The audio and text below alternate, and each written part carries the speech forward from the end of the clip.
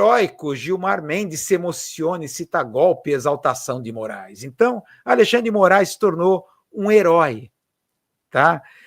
E a relação da esquerda com esse julgamento, que é por isso que a gente fala de que a máquina da judicialização estava azeitada, significa que a relação que a esquerda passou a ter com a política passou a ser passiva, como um telespectador, diante de uma tela de televisão ou então dos dispositivos móveis, acompanhando o julgamento da defesa da democracia. Onde assistir ao show do julgamento. Era o que mais se via esse viés. Então, a pedagogia do medo, a gente sabe, tinha esses dois objetivos. Primeiro, apagar as impressões digitais do golpe militar híbrido, e segundo, desmobilizar a esquerda, transformar a praxis política da esquerda em mero telespectador da judicialização. Tá? Enquanto isso, o que estava rolando? Tudo isso estava ocorrendo no primeiro semestre desse ano. O que estava acontecendo? O que estava rolando? Ao mesmo tempo, a semiótica nem estava a todo vapor nos meios de comunicação. O que é a semiótica nem? Explicando aqui de novo. Claro que a gente está parafraseando Roland Barthes, que no livro Mitologias ele utiliza essa expressão lógica nem, que a gente está adaptando aqui. Tá? Que a gente falou de diversas maneiras, que a Faria Lima já estava cansada de polarização, a polarização política serviu o quanto pôde, principalmente para o golpe militar híbrido, que impôs a fórceps uma política neoliberal aqui no Brasil. Tá? E o que aconteceu? A despolarização, a avaliação que a Faria Lima começou a fazer, só favorecia o Lula. Só favorece o Lula a despolarização. E acontece que o Lula, a nossa avaliação, é que é uma questão de timing. Ele, no final, entrega, claro, as políticas neoliberais.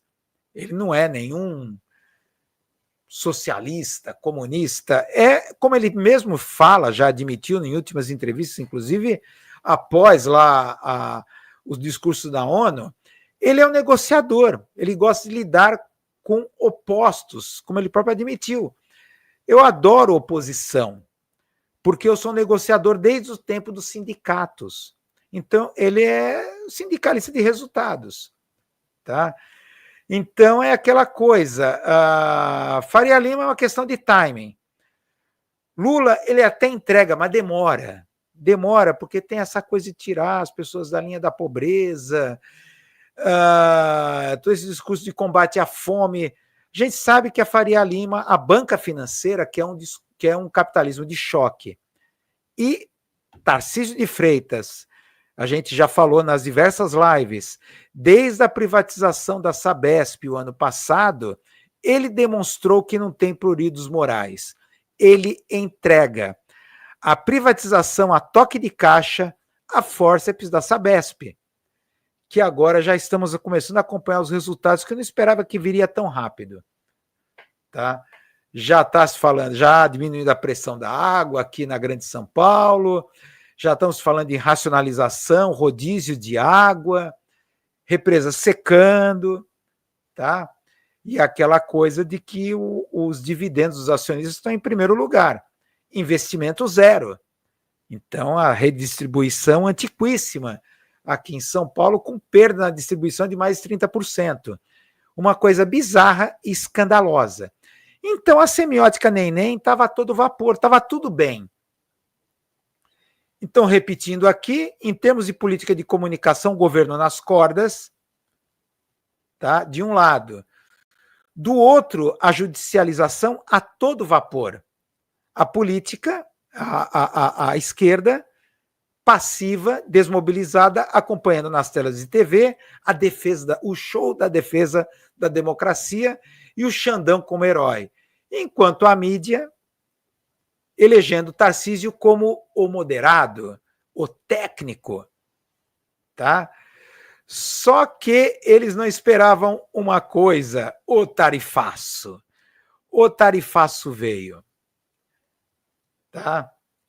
o tarifaço. Aí uma coisa louca, essa coisa do tarifaço, a presença do Eduardo Bolsonaro lá além mar, conspirando contra o Brasil, então ficou aquela coisa de que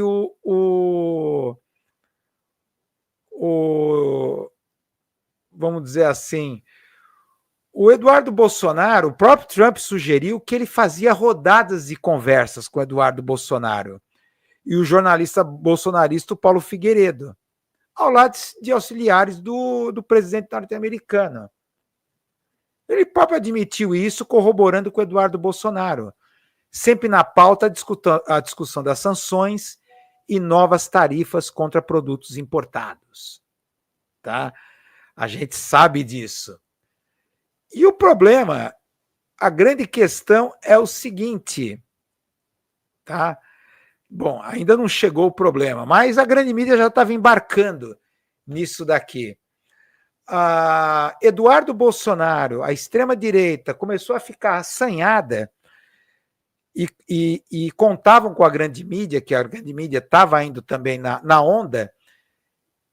Todo o jogo semiótico era para apontar o Lula como grande responsável. Isso fazia parte da semiótica nem. Tudo isso que o Brasil estava sofrendo era por conta da polarização.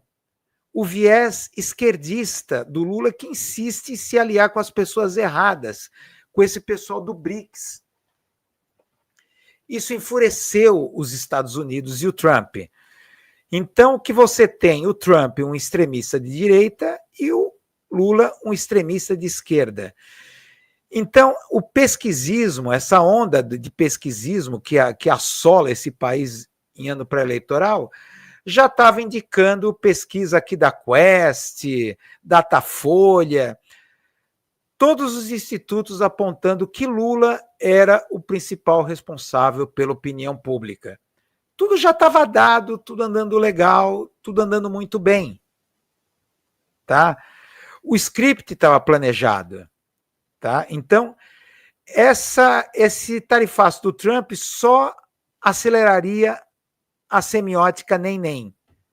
Só que parece que a grande mídia não percebeu uma coisa recorrente nos tarifaços do Trump em outro país, nos outros países.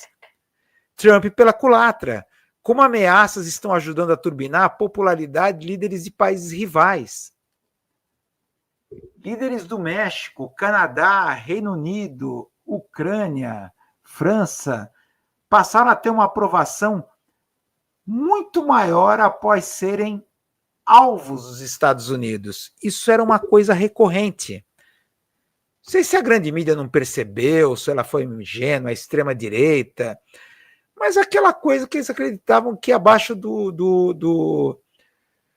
não há pecado abaixo do Equador, como dizia aquela música, né? Não existe pecado abaixo do Equador. Então, eles achavam que seriam diferente, a grande mídia, com essa onda de pesquisismo, venderia a ideia de que o Lula era o principal responsável, o que só aumentaria a ojeriza contra a polarização política. Tá vendo? Todos estão sofrendo por causa da polarização política. Precisamos de uma solução técnica. Tá vendo? O Lula, por isso, por pensar em viés político, não abre canais para negociação e assim por diante.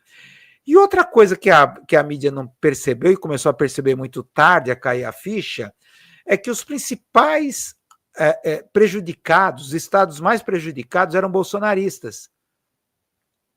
Estados bolsonaristas serão os mais afetados por tarifas de Trump, mesmo com isenções. Tá?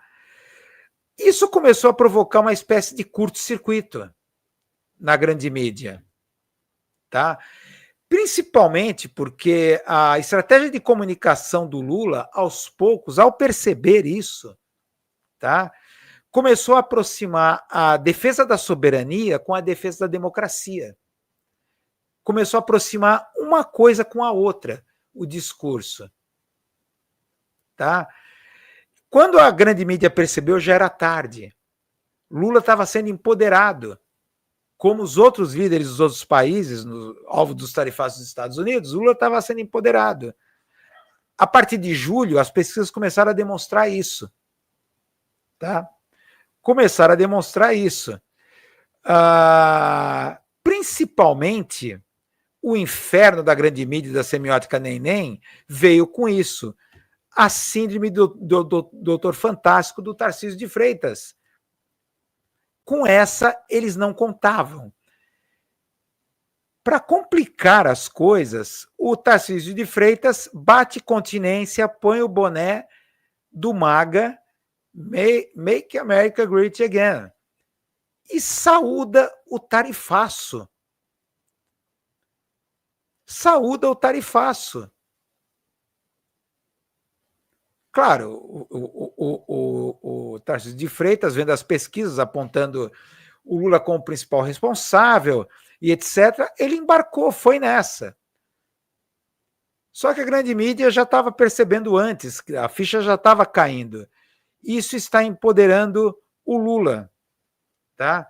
Essa síndrome do Doutor Fantástico, para quem não conhece aqui a nossa analogia, melhor dizendo, alegoria, vocês devem lembrar do personagem do Doutor Fantástico do filme do Kubrick, em que era um cientista alemão que estava prestando serviços à ONU numa crise nuclear com a União Soviética, uma coisa assim, e ele era um consultor científico numa cadeira de rodas, né? Tinha sido cientista do Terceiro Reich, ele tinha um tique, que era fazer a saudação nazista, o Sieg Heil, de repente. O braço dele ele era autônomo, então ele de repente queria fazer a saudação Sieg Heil do nada, no meio de reuniões lá na ONU, no gabinete de crise, gabinete de guerra do Pentágono. De repente ele fazia uma saudação nazista, levantava o braço em riste. Tá? Aí a gente fez essa alegoria, essa aproximação aqui com o Tarcisão, que ele não segurou e fez a saudação para o Trump. Tá? E o que aconteceu?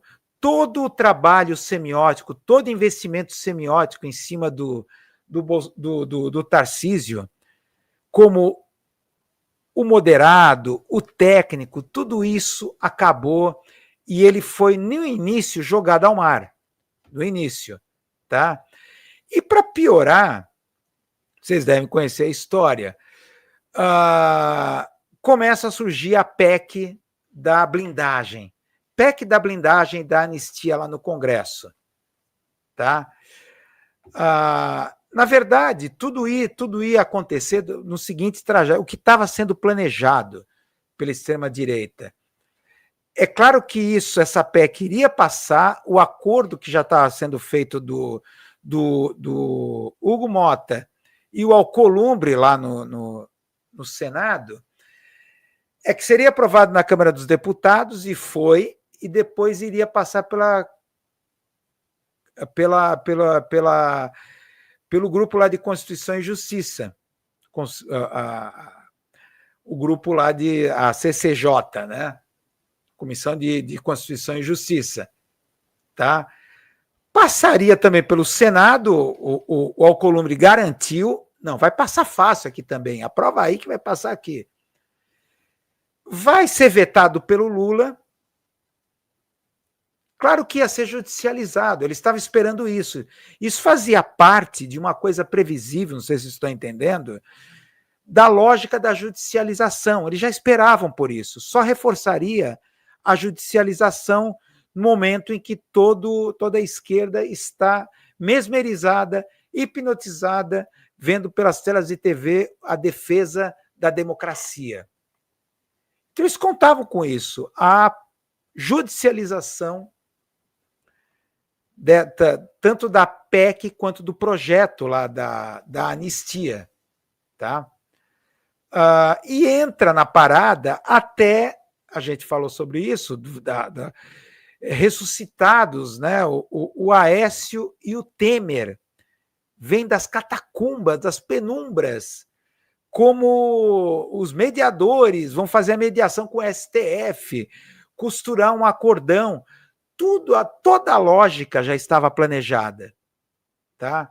Para criar esse nódulo, esse nó, que levaria a mais judicialização, e aí entraria novamente o Temer e o Aécio como um aprendiz de feiticeiro, de mediador, né, o salvador da democracia, como era o Temer, tá? Só que eles não contavam com uma coisa: 12 deputados do PT votaram a favor da PEC da bandidagem ou da blindagem. Isso coincide com uma ação da Polícia Federal, um pouco antes, lá na Faria Lima, que traz a discussão do PCC à baila. Aí é uma coisa que tem que ver, fica uma questão assim para se pensar, tá? Aquela ação da Polícia Federal, do escândalo do INSS, nem o governo sabia. Aquilo começou, aqueles débitos ilegais, né, de aposentados e pensionistas, começou com o governo Temer e aumentou com o Bolsonaro. O governo Lula dormiu no ponto, demorou para dar uma resposta a isso, mas ia dar, dentro do timing que é do governo Lula, que a gente sabe. E essa ação da Polícia Federal, do nada, aparece antecipando, quando tudo deveria ser iniciado como um Lula no discurso ao vivo para a nação: olha, essa ação da PF e tal, querem destruir o INSS, a Previdência, que é uma conquista do povo tal. O governo foi pego de surpresa, com as calças curtas, e teve que, a toque de caixa, inventar um tipo de plano, um plano contingencial às pressas para devolver esse dinheiro para os aposentados.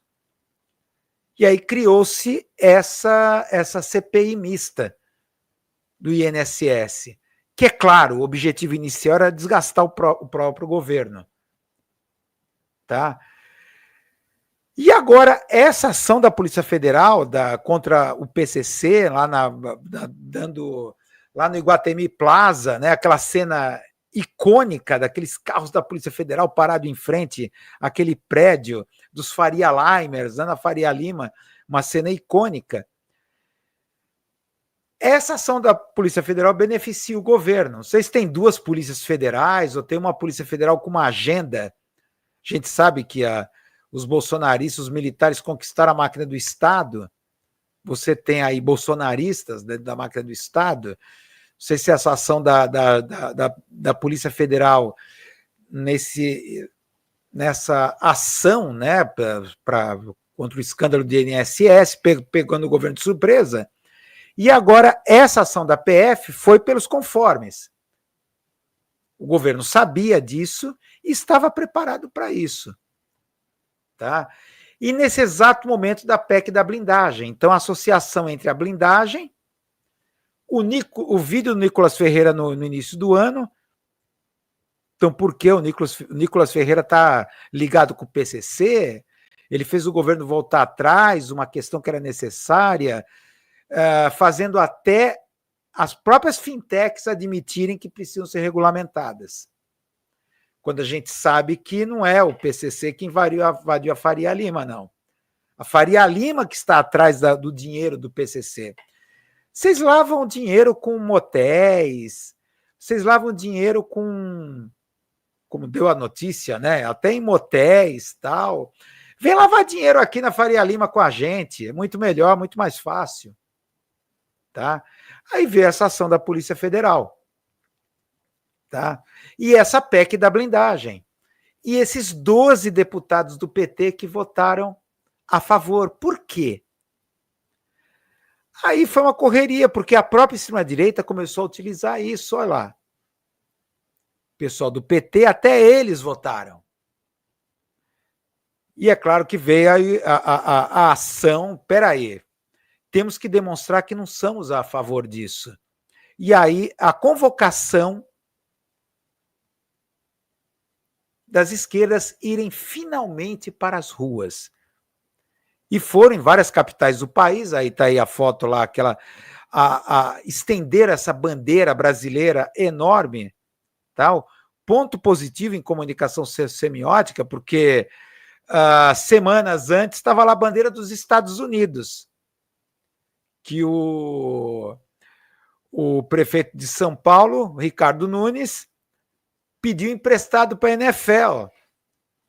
Bandeira lá dos Estados Unidos, do tamanho de uma quadra de basquete, que foi estendida lá na manifestação bolsonarista pró-anistia. Tá?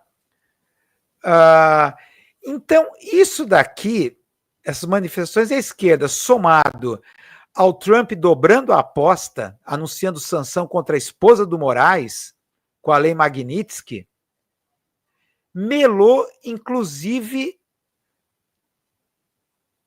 a chamada ação de pacificação do Temer e o Aécio. Por quê? Porque veio aí o discurso da defesa da soberania.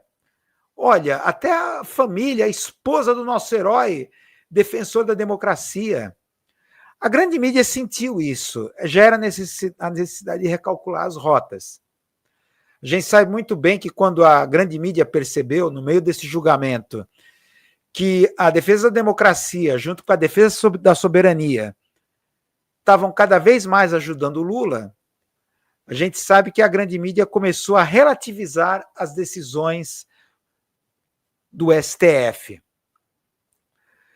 Principalmente a CNN, mas em menor monta a Globo News, mas a Globo News tentou também relativizar, principalmente com aquela figura lá do Joel Pinheiros, o Coppola da Globo News, começou a relativizar principalmente o julgamento, né, a leitura da sentença quilométrica de 13 horas lá do Fux, tá? E praticamente eles serviram como assistente da defesa do Bolsonaro. Simplesmente começaram a salientar cada uma das teses do Fux, como batiam com as teses da própria defesa do Bolsonaro.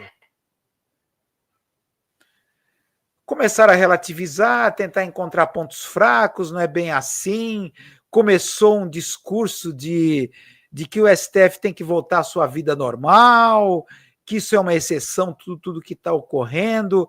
Começaram a relativizar. Tá? E aí, o que aconteceu? O ápice foi na ONU essa semana. O ápice dessa crise, as esquerdas indo para as ruas, salientando ainda mais esse discurso da defesa da soberania. Nossa democracia e nossa soberania são inegociáveis. É aqui nesse discurso que ele juntou as duas coisas. A defesa da democracia, da judicialização, da estratégia do nem-nem, o discurso da judicialização, do STF, Xandão como herói da defesa da democracia, ele junta com a defesa da soberania. São inegociáveis, ele coloca. Tá? Isso daqui, claro, pegou como a gente sabe que essa mobilização aqui das esquerdas nas ruas causou um terremoto lá no Congresso. Vocês acompanharam essa semana a derrota por goleada, simplesmente por unanimidade, foi derrotada a PEC da blindagem ou da bandidagem, ou sei lá o que seja, na Comissão de Constituição e Justiça. E aí, colocando a Câmara dos Deputados como a vilã de tudo. E aí a crise entre o Hugo Mota, ou Hugo Mole, como alguns falam, e o Alcolumbre,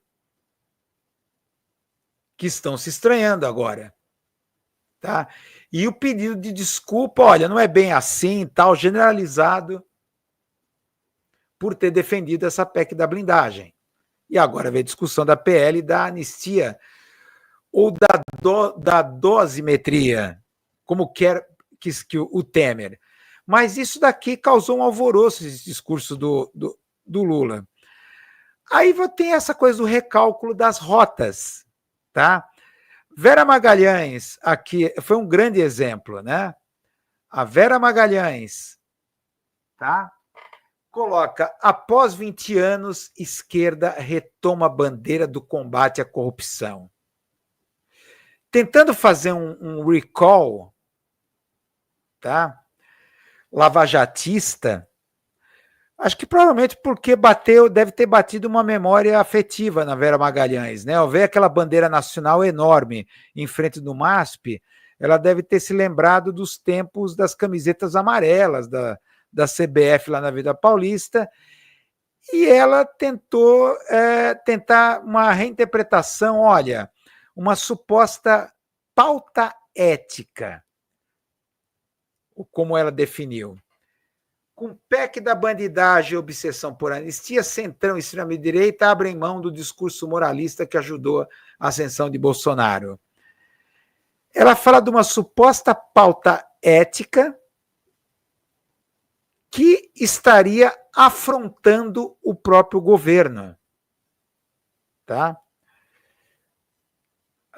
Segundo ela, nesse texto, o próprio governo está sendo afrontado por essa pauta ética. Segundo ela, exporia um constrangimento do PT e do governo. O governo constrangido está assistindo a essas manifestações.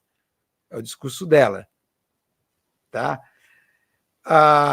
Isso aqui foi uma tentativa, tá? De